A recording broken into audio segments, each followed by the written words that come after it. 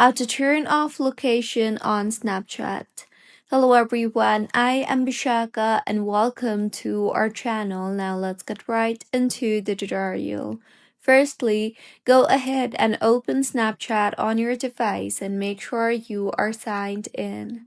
Now, tap on the Maps option from the bottom of your screen and now you will see the settings option there. Tap on that and then you will see the option for ghost mode. So go ahead and toggle on the toggle button for ghost mode and then select the until turned off option.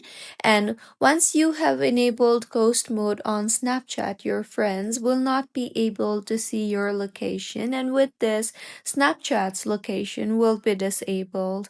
You can then go ahead and launch the settings application on your device and tap on the apps option you see there at the bottom.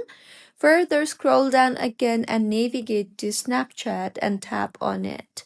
Here, tap on the location option you see there and then set it to never, and with this, Snapchat will not be able to access your location anytime. So, this is how you can turn off location on Snapchat. If you find this tutorial helpful, please like the video and do comment if you have any queries. Also, do subscribe to our channel for more helpful tutorials like this.